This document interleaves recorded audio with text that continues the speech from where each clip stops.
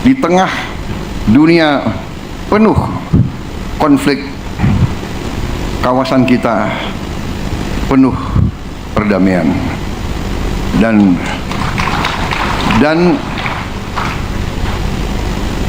tidak ada kemakmuran bisa kita capai tanpa perdamaian. Dan Indonesia selalu memilih kerjasama, selalu memilih kolaborasi, selalu memilih jalan tengah, selalu memilih persahabatan di atas permusuhan. 1000 kawan terlalu sedikit, 1 lawan terlalu banyak. Saudara sekalian, saya menyambut dengan sangat bahagia dan sangat bangga acara ini. Memang biasanya saya tidak mau ada PW ada di sini, muka familiar itu, jadi saya harus apa juga. Siapa lagi di absen yang nggak hadir, siapa ini?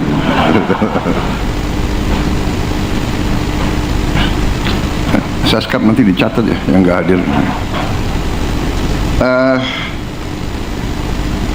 Biasanya memang saya tidak terlalu mau hadir groundbreaking, tetapi kali ini saya hadir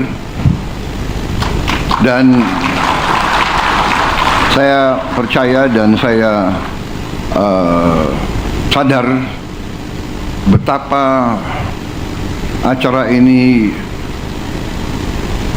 bersejarah dan punya nilai strategis,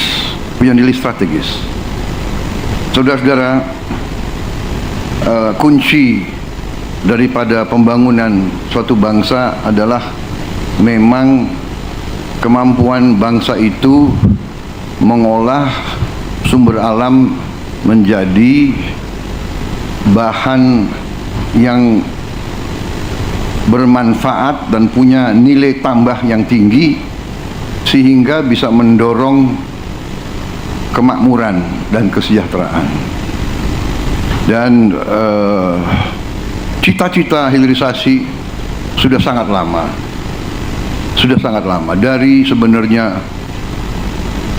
Presiden Republik Indonesia yang pertama, dari Bung Karno sudah bercita-cita hilirisasi, dan presiden-presiden kita selanjutnya juga bercita-cita dan melaksanakan hilirisasi,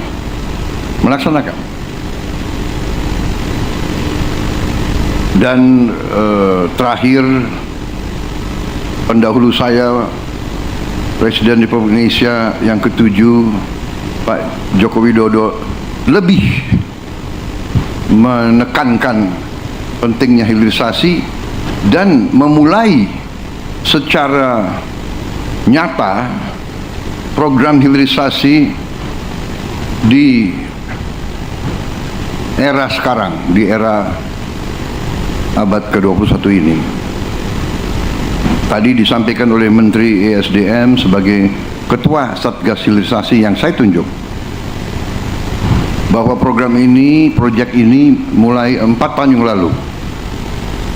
Dengan demikian kita lihat peran daripada Presiden Joko Widodo. Saya selalu mengungkapkan ini karena saya ingin mengajak seluruh masyarakat, seluruh bangsa kita ini untuk selalu menghormati pendahulu, selalu menghormati mereka-mereka yang berjasa.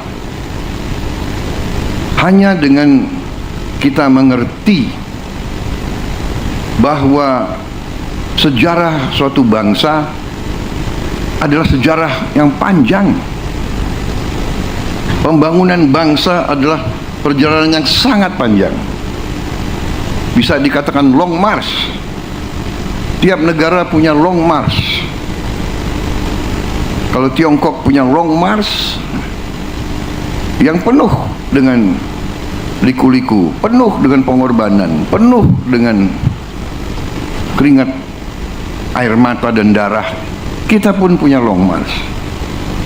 Perjuangan kita merebut kemerdekaan panjang, dan sekarang ini perjuangan kita untuk mengisi kemerdekaan, mewujudkan kemerdekaan. Karena apa?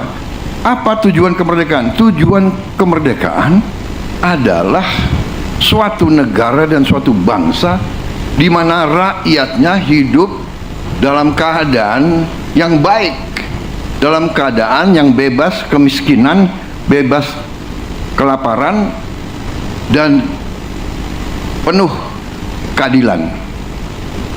Dan ini bisa terwujud apabila bangsa itu pandai menggunakan karunia yang diberikan oleh Yang Maha Kuasa.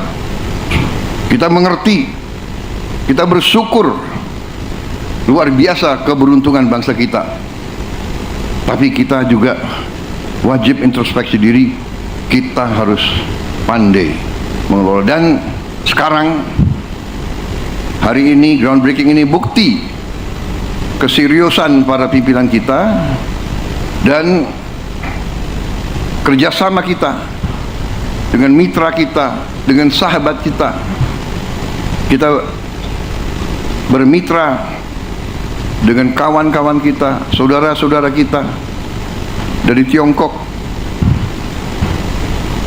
Kita bisa bekerja sama dengan program yang menurut saya ini termasuk bisa dikatakan kolosal, bisa dikatakan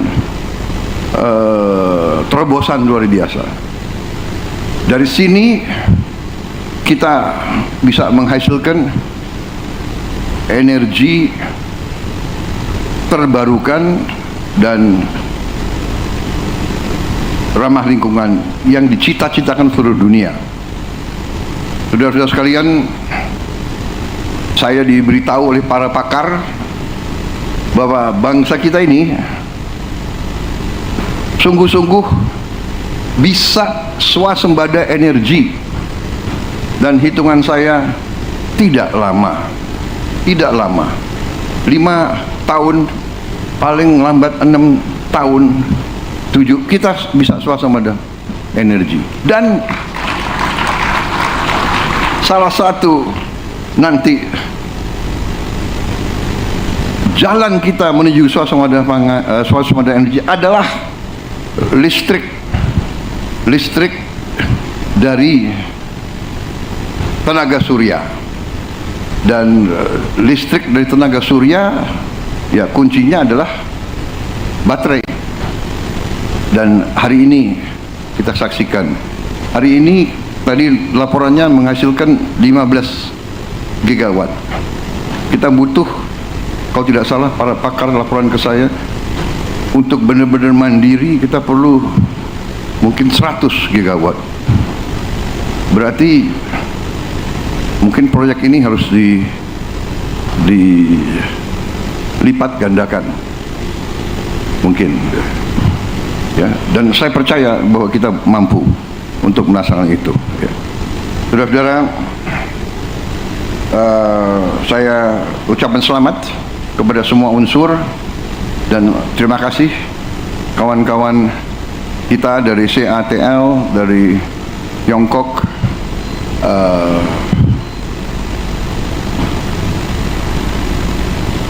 Kerjasama ini saya kira adalah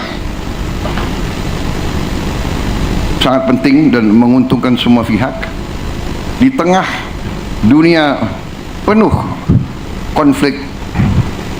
Kawasan kita penuh perdamaian dan